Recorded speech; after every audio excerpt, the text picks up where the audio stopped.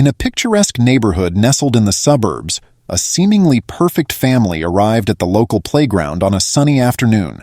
The parents, a well-dressed couple with a polished appearance, held the hands of their two young children, a boy and a girl, as they made their way to the vibrant play area. The air was filled with the laughter of children, the squeak of swings, and the smell of freshly cut grass. The scene was idyllic, a snapshot of suburban bliss. As the family approached the playground, the parents noticed a young black boy playing by himself near the swings. He was about the same age as their children, perhaps a little younger, with a wide smile and an infectious laugh that echoed through the park. But instead of seeing a potential playmate for their children, the parents saw something else. They saw someone different. The mother, with a slight frown, pulled her children closer to her. "Let's go to the other side of the park," she suggested, her voice low but firm. The father nodded in agreement, casting a disapproving glance at the boy, who was now happily swinging higher and higher, unaware of the cold stares directed his way. As the family settled on the far end of the playground, the children noticed the boy on the swing. "Can we go play with him?" the little girl asked innocently, tugging at her mother's hand. The mother hesitated, then forced a smile. "No, sweetheart. Let's stay over here. There are plenty of other things to play with." The children, puzzled but obedient, started playing on the slides and the seesaws, their laughter mingling with the other sounds of the park. But the black boy's joyful demeanor seemed to bother the parents. They exchanged glances, silently agreeing to keep their distance. Minutes passed, and the parents began to relax, chatting amongst themselves. But their peace was soon disrupted when a loud voice called out, "Mommy, Daddy, look!" The father turned to see his son pointing excitedly at the black boy, who was now running toward a large, colorful jungle gym. The boy was fast, agile, and clearly enjoying himself. He climbed the structure with ease, reaching the top in no time. From his perch, he waved down at the other children below, inviting them to join him. The parents stiffened as they watched. The father leaned closer to his wife and whispered, "Let's leave. This isn't the place for us." But before they could gather their children, something unexpected happened. The other kids in the playground, including their own, started gravitating toward the jungle gym. One by one, they climbed up to join the black boy, their laughter ringing out even louder than before. It was as if the boy's energy was contagious, drawing everyone in. The mother, her expression tight, called out to her children, "Come down from there, it's time to go." But the children ignored her, too caught up in the fun. The boy had started a game of tag, and the kids were chasing each other across the structure, their giggles filling the air. The parents' frustration grew as they realized they were being ignored, not just by their own children, but by everyone else in the park. The playground was now centered around the black boy, and it was clear that he had become the leader of the group. As the parents stood there, seething, they noticed the other parents watching them. Some with curious looks, others with faint smiles of amusement. It was as if everyone else could see the absurdity of the situation, everyone except them. The couple felt a pang of discomfort, a gnawing sense that they were the ones out of place, not the boy. But instead of reflecting on their behavior, the parents grew more resentful. They couldn't understand how their children, their perfect little world, had been overshadowed by this boy, this outsider.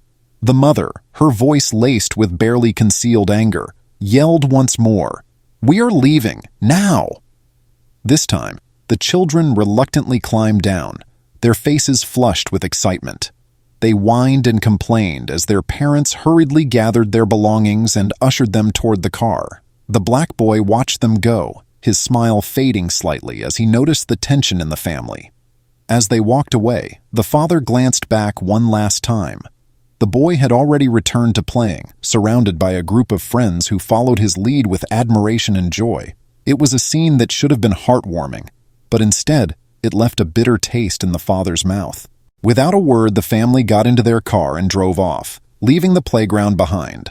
The ride home was silent, the children's earlier joy now dampened by their parents' stern expressions. No one spoke of what had happened, but the tension hung in the air, heavy and unresolved. The family never returned to that playground again. And as the days passed, the parents remained blind to the lesson they could have learned. The world had shifted, ever so slightly, in that moment at the playground, but they refused to see it.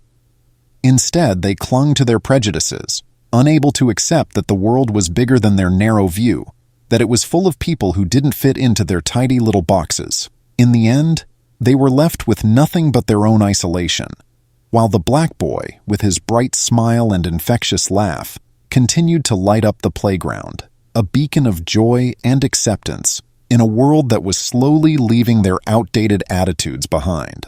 As the weeks turned into months, the family's life seemed to go on as usual, but a subtle shift had taken place. The children, once eager to spend time with their parents, began to prefer playing with friends at school or staying indoors, lost in their own worlds of imagination. The parents, however, remained oblivious to the growing distance between them and their kids. One day, the mother noticed that her daughter was unusually quiet during dinner. She asked if everything was all right, but the little girl just nodded, her eyes downcast. Later that night, as the parents sat together in the living room, the father noticed his son scribbling something in a notebook. "What are you writing, buddy?" he asked, trying to sound cheerful. The boy hesitated, then handed the notebook to his father. The pages were filled with drawings of the playground, the jungle gym, and the other children playing. But at the center of each drawing was the black boy, always smiling, always surrounded by friends. The father's smile faded as he flipped through the pages. "Why are you drawing him so much?" he asked, unable to keep the unease out of his voice. "Because he's fun," the boy replied simply. "He plays with everyone." The mother, who had been watching from across the room, felt a strange tightening in her chest. "Why don't you draw something else?" she suggested, her tone sharper than she intended. "There are lots of other things you could draw." But the boy shook his head. "I like drawing him. He's nice." The parents exchanged a look, one that spoke of their shared discomfort, but neither said anything more. Instead, they quietly retreated to their bedroom, leaving the children to their own devices. Days passed, and the drawings continued. The parents began to notice other changes as well. Their children started asking questions, innocent at first, but soon probing into topics that made the parents uncomfortable. Questions about why they didn't play with certain kids, why they didn't visit certain places, why they seemed to avoid certain people. One evening, after another tense day, the father snapped. "Enough with these questions," he barked at the dinner table, slamming his hand down and making the dishes rattle. The children flinched, their eyes wide with fear. The mother, sensing the growing rift, tried to smooth things over. "Let's just eat in peace, okay?" she said, forcing a smile. But the damage was done. The children ate in silence, their appetite gone. That night, as the parents lay in bed, the mother spoke in a hushed tone. "They're growing up so fast, they're starting to see things we didn't want them to see." The father stared at the ceiling, his mind racing. "They're just kids. They don't understand." "But what if they do?" she whispered, her voice trembling. "What if they see something we're missing?" He didn't answer. Instead, he turned away, pulling the blanket up and closing his eyes, as if shutting out the world would make everything go away. But the world didn't go away. It crept into their lives in small, insidious ways. The children grew more distant, more withdrawn. They stopped asking questions, stopped drawing, stopped engaging with their parents. The laughter that once filled their home was replaced by a heavy, suffocating silence. One day, the father came home to find his son sitting alone in his room, staring out the window. "What's wrong, son?" he asked, kneeling beside him. The boy didn't look at him. "I miss the playground."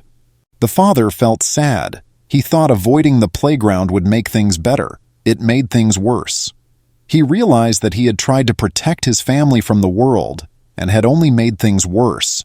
He didn't know how to fix it or bridge the gap between them. He did nothing. The family drifted apart. They were trapped in their own worlds. The black boy at the playground kept playing and making others happy. The family who ignored him found themselves trapped by fear, prejudice, and refusal to change. They became just another faded memory in the lives of those who embraced the world. The family learned nothing, and their world got smaller, darker, and lonelier. They didn't know that what they feared was their only chance at redemption. They kept going, lost in their own world, unable to see the light.